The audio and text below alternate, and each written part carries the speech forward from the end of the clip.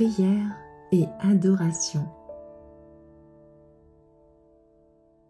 La prière et l'adoration sont essentielles à la croissance spirituelle. Recherchez toutes les occasions d'aller là où l'on a l'habitude de prier. Ceux qui recherchent vraiment la communion avec Dieu seront vus à la réunion de prière, fidèles à leurs devoirs, sérieux et désireux de récolter tous les avantages qu'ils peuvent obtenir. Ils saisiront toutes les occasions de se placer là où ils peuvent recevoir les rayons de lumière du ciel.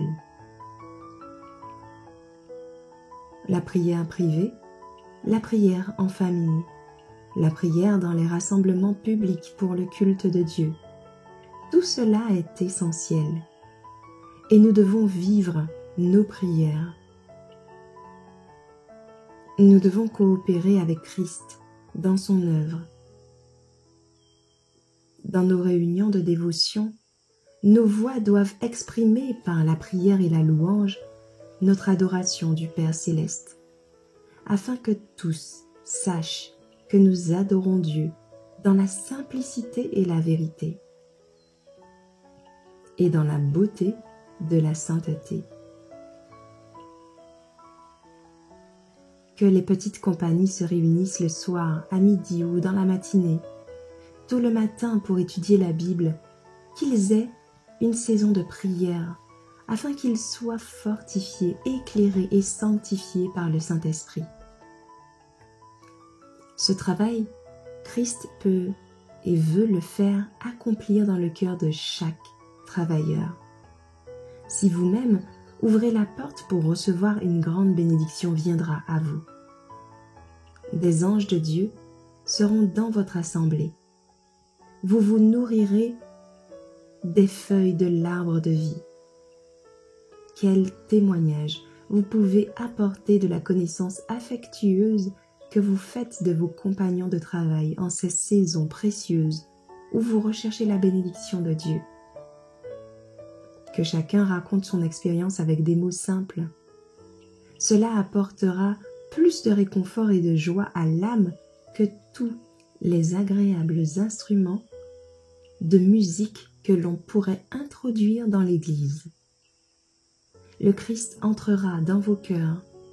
C'est par ce moyen seulement que vous pourrez maintenir votre intégrité. Préparez-vous à l'éternité avec un zèle que vous n'avez pas encore manifesté. Éduquez votre esprit à aimer la Bible, à aimer la réunion de prière, à aimer l'heure de la méditation et surtout l'heure où l'âme prie.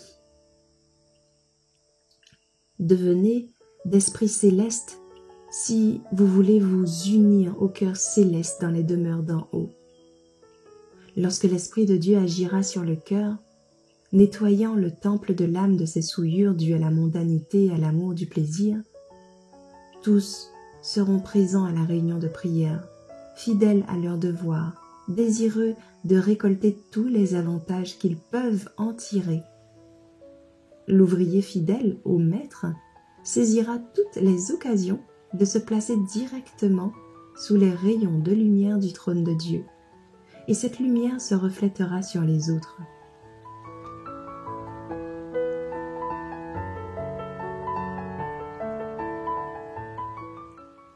La présence de Dieu rend sacrés les moments de prière et de culte public.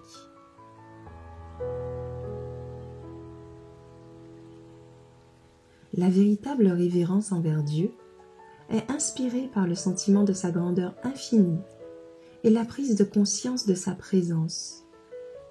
Le cœur de chaque enfant devrait être profondément marqué par ce sentiment de l'invisible.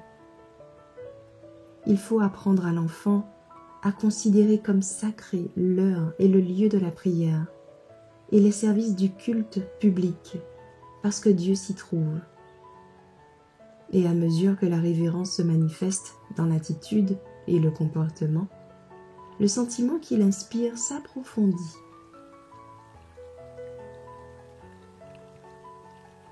La prière publique nous met en présence de Dieu.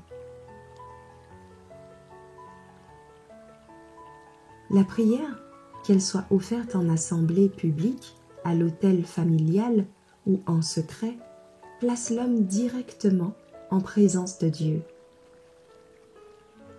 Par une prière constante, les jeunes peuvent obtenir des principes si fermes que les tentations les plus puissantes ne les détourneront pas de leur allégeance à Dieu. Les prières publiques ne doivent pas être longues et sèches. En tant qu'enfant du roi céleste, vous devez vous éduquer à rendre témoignage d'une voix claire et distincte, et de telle sorte que personne ne puisse avoir l'impression que vous êtes réticent à parler des miséricordes du Seigneur. Dans les réunions sociales, la prière doit être proposée afin que tous soient édifiés, et ceux qui participent à cet exercice doivent suivre l'exemple que nous donne la belle prière du Seigneur pour le monde. La prière de Jésus est simple, claire, complète, et pourtant pas longue et sans esprit comme le sont les prières sèches qui sont souvent offertes en public. Il vaut mieux ne pas prononcer ces prières sans esprit, car elles ne bénissent ni n'édifient et ne sont qu'une simple forme sans force vitale. Les prières offertes en public doivent être courtes et précises. Dieu ne nous demande pas de rendre le moment du culte ennuyeux par nos longues prières. Quelques minutes suffisent à toute personne ordinaire. Nos réunions de prière et nos rencontres ne devraient être que des moments d'aide et d'encouragement particuliers. Chacun a un travail à faire pour rendre ces réunions aussi intéressantes et profitables que possible. Le meilleur moyen d'y parvenir est de faire chaque jour une nouvelle expérience des choses de Dieu et de ne pas hésiter à parler de son amour dans les assemblées de son peuple. Si vous ne permettez pas aux ténèbres ou à l'incrédulité d'entrer dans vos cœurs, elles ne se manifesteront pas dans vos réunions. Nos réunions doivent être rendues intensément intéressantes. Elles doivent être imprégnées de l'atmosphère même du ciel. Qu'il n'y ait pas de longs discours arides et de prières formelles, simplement pour occuper le temps. Lors du culte familial, laissez les enfants participer. Que tous apportent leur Bible et que chacun lise un ou deux versets. Ensuite, chantez un cantique familier, suivi d'une prière. Pour cela, le Christ a donné un modèle. Le Notre Père n'a pas été conçu pour être répété comme un simple formulaire, mais illustre ce que nos prières devraient être, simples, sérieuses et complètes. Dans une simple requête, vous faites part au Seigneur de vos besoins et exprimez votre gratitude pour les miséricordes accordées. Ainsi, vous invitez Jésus à entrer dans votre maison et dans votre cœur. Dans la famille, les longues prières concernant les objets éloignés n'ont pas leur place. Elles rendent l'heure de la prière pénible, alors qu'elle devrait être considérée comme un privilège et une bénédiction. Faites de ces moments un moment d'intérêt et de joie. Les longs discours et les prières prosaïques n'ont leur place nulle part et surtout pas dans une réunion sociale. Ils fatiguent les anges ainsi que les personnes qui les écoutent.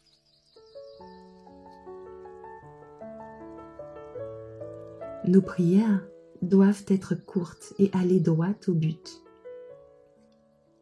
Laissez l'Esprit de Dieu imprégner le cœur des adorateurs et il balayera toutes les formalités et la monotonie. 1 ou 2 minutes sont suffisantes pour toute prière ordinaire. Les longues prières rendent le culte fatigant. Dans chaque famille, il devrait y avoir un temps fixe pour le culte du matin et du soir, comme il est approprié pour les parents de rassembler leurs enfants autour d'eux avant le culte. Le jeûne est rompu pour remercier le Père Céleste de sa protection pendant la nuit et pour lui demander son aide, ses conseils, sa vigilance pendant la journée. Comme il convient également le soir venu que les parents et enfants se réunissent une fois de plus devant lui, le remerciant pour les bénédictions de la journée écoulée. Le père, ou en son absence la mère, devrait diriger le travail. En choisissant une partie de l'écriture qui est intéressante et facile à comprendre, le service doit être court. Lorsqu'un long chapitre est lu, la lecture d'un texte et l'exécution d'une longue prière rendent le service fatigant, et à sa fin on ressent un sentiment de soulagement. Dieu est déshonoré lorsque l'heure du culte est rendue sèche et pénible, lorsqu'elle est si ennuyeuse et si peu intéressante que les enfants la redoutent. Père et mère, faites en sorte que l'heure du culte soit intensément intéressante. Il n'y a aucune raison pour que cette heure ne soit pas la plus agréable et la plus plaisante de la journée. Un peu de réflexion pour la préparer vous permettra de la rendre pleine d'intérêt et de profit. De temps en temps, variez le service. On peut poser des questions sur le passage de l'écriture lu et faire quelques remarques sérieuses et opportunes. Un chant de louange peut être entonné. La prière offerte doit être courte et précise, avec des mots simples et sérieux. La personne qui dirige la prière loue Dieu pour sa bonté et lui demande de l'aide. Si les circonstances le permettent, les enfants peuvent participer à la lecture et à la prière. L'éternité seule révélera les bienfaits de ces moments de culte. Nos prières en public doivent être brèves et n'exprimer que les besoins réels de l'âme. En demandant en toute simplicité, avec une foi simple et confiante, les choses mêmes dont nous avons besoin. La prière d'un cœur humble et contrit est le souffle vital de l'âme qui a faim de justice. D'après la lumière que j'ai eue sur le sujet, j'ai compris que Dieu ne nous demande pas, lorsque nous nous réunissons pour son culte, de rendre ces moments fastidieux, fatigants, en restant courbés pendant un long moment, en écoutant plusieurs longues prières. Les personnes de santé fragile ne peuvent supporter cette imposition sans une extrême lassitude et un grand épuisement. Le corps se fatigue à force de rester courbé si longtemps. Et ce qui est pire encore, l'esprit est tellement fatigué par l'exercice continu de la prière qu'aucun rafraîchissement spirituel n'est possible. La rencontre est pour eux pire qu'une perte. Ils se sont fatigués mentalement et physiquement, et ils n'ont obtenu aucune force spirituelle.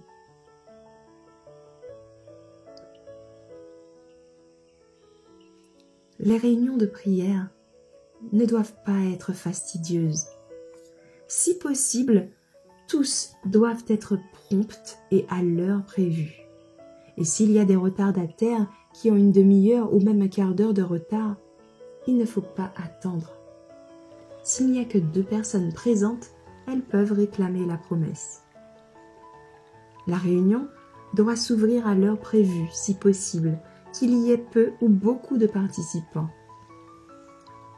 Les formalités et la froideur doivent être écartées et tous doivent être prompts à remplir leurs devoirs.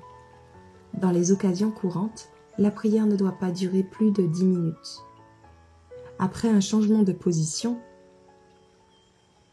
et après que l'exercice du chant ou de l'exhortation ait atténué la similitude, si quelqu'un ressent le poids de la prière, qu'il prie. Tous devraient considérer comme un devoir chrétien de prier court. Dites au Seigneur ce que vous voulez, sans faire le tour du monde. Dans la prière privée, chacun a le privilège de prier aussi longtemps qu'il le désire et d'être aussi explicite qu'il le souhaite. Ils peuvent prier pour tous, pour leurs parents, leurs amis. La chambre est le lieu où l'on peut raconter toutes ses difficultés, ses épreuves, ses tentations privées. Une réunion commune pour adorer Dieu n'est pas le lieu pour ouvrir les secrets du cœur. Quel est l'objet de l'assemblée? Est-ce pour informer Dieu, pour l'instruire, en disant tout ce que nous savons dans la prière? Nous nous réunissons pour nous édifier les uns les autres par un échange de pensées et de sentiments, pour rassembler des forces, des lumières et du courage, en prenant connaissance des espoirs, des aspirations des uns des autres. Et par nos prières sérieuses et sincères, offertes dans la foi, nous recevons le rafraîchissement et la vigueur de la source de notre force. Ces réunions devraient être des moments très précieux et devraient être rendues intéressantes pour tous ceux qui ont un certain goût pour les choses religieuses. Il y en a, je le crains, qui ne confient pas leurs problèmes à Dieu dans la prière privée, mais les réservent pour la réunion de prière. Et là, ils prient pendant plusieurs jours. On peut les appeler, ces personnes, des tueurs de conférences et de réunions de prière. Ils n'émettent aucune lumière, ils n'édifient personne. Leurs prières froides et gelées et leurs longs témoignages d'infidélité ont jeté une ombre. Tous sont heureux lorsqu'ils arrivent au bout, et il est presque impossible de se débarrasser du froid de l'obscurité que leurs prières ont fait naître. D'après la lumière que j'ai reçue, nos réunions devraient être spirituelles et sociales et pas trop longues. La réserve, l'orgueil, la vanité et la crainte de l'homme doivent être laissés à la maison. Les petites différences, les préjugés ne doivent pas être apportés avec nous à ces réunions. Comme dans une famille unie, la simplicité, la douceur, la confiance et l'amour devraient exister dans les cœurs des frères et sœurs qui se réunissent pour être rafraîchis et revigorés en rassemblant leur lumière.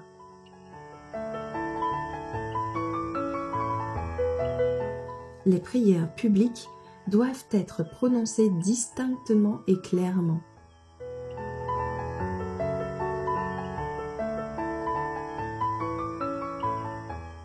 Que ceux qui prient et ceux qui parlent prononcent leurs mots correctement et parlent sur un ton clair, distinct et régulier.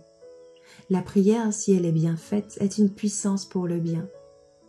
Elle est l'un des moyens utilisés par le Seigneur pour communiquer au peuple les précieux trésors de la vérité. Mais la prière n'est pas ce qu'elle devrait être, à cause des voix défectueuses de ceux qui la prononcent. Satan se réjouit lorsque les prières offertes à Dieu sont presque inaudibles. Que le peuple de Dieu apprenne à parler et à prier d'une manière qui représente correctement les grandes vérités qu'il possède. Que les témoignages portés et les prières offertes soient clairs et distinctes. Ainsi, Dieu sera glorifié. Utilisez un langage simple lorsque vous priez en public. Le langage exalté est inapproprié dans la prière. Que la requête soit présentée en chair, dans le cercle familial ou en secret. Celui qui prie en public doit surtout utiliser un langage simple afin que les autres puissent comprendre ce qui est dit et s'unir à la requête. C'est la prière sincère de la foi qui est entendue au ciel et exaucée sur la terre. Nos prières doivent être ordonnées. J'ai vu que la confusion déplaît au Seigneur et qu'il faut que l'ordre soit effectif dans la prière et le chant.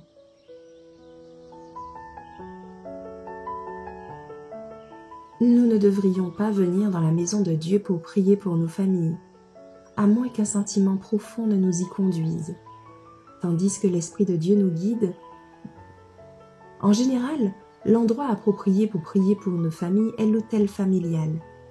Lorsque les sujets de prière sont à distance, la chambre est l'endroit approprié pour implorer Dieu en leur faveur. Lorsque nous sommes dans la maison de Dieu, nous devons prier pour une bénédiction présente et nous attendre à ce que Dieu entende et réponde à nos prières. De telles réunions seront vivantes et intéressantes.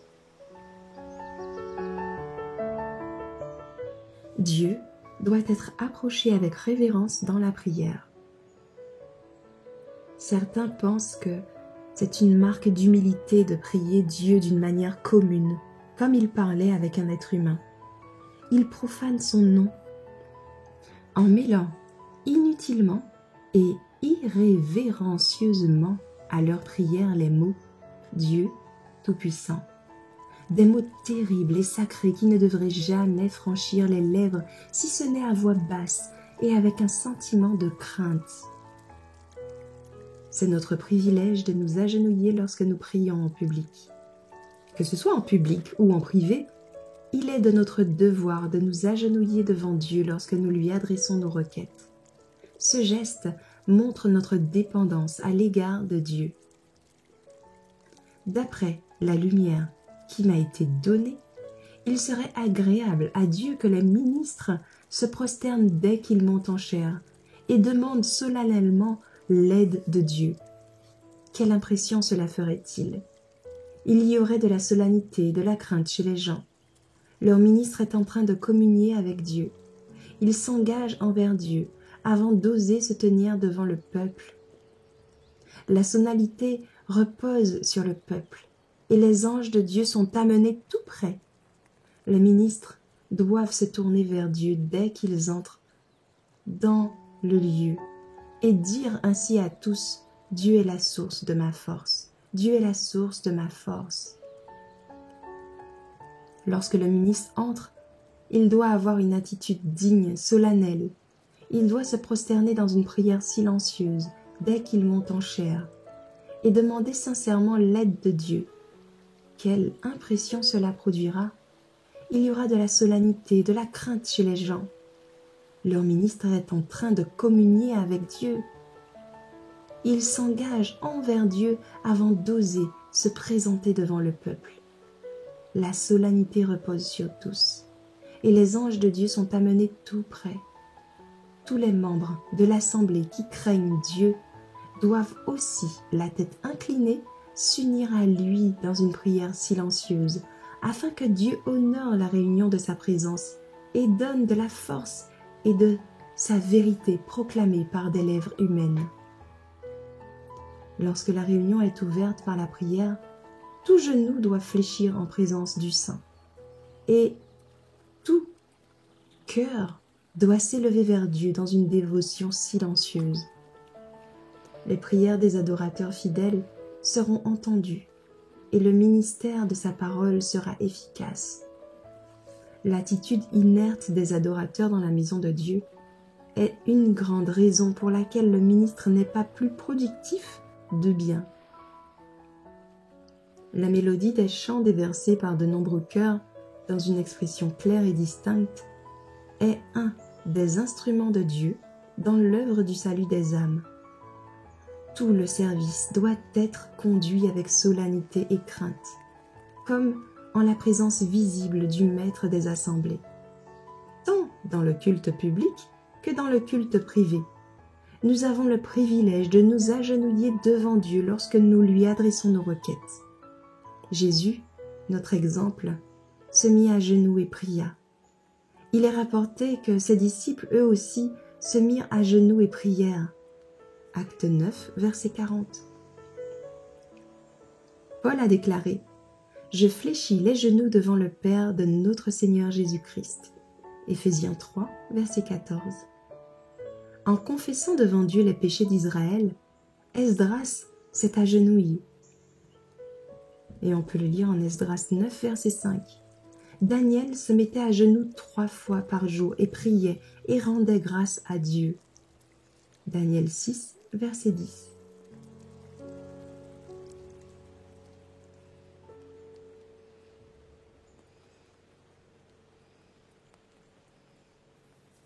La prière publique est importante mais ne suffit pas à elle seule. La prière familiale ou publique ne suffit pas. La prière secrète est très importante. Dans la solitude, l'âme est mise à nu devant l'œil inspecteur de Dieu, et chaque motif est scruté. La prière secrète, comme c'est précieux, l'âme en communion avec Dieu. La prière secrète ne doit être entendue que par le Dieu qui entend la prière. Aucune oreille curieuse ne doit recevoir le fardeau de telles requêtes.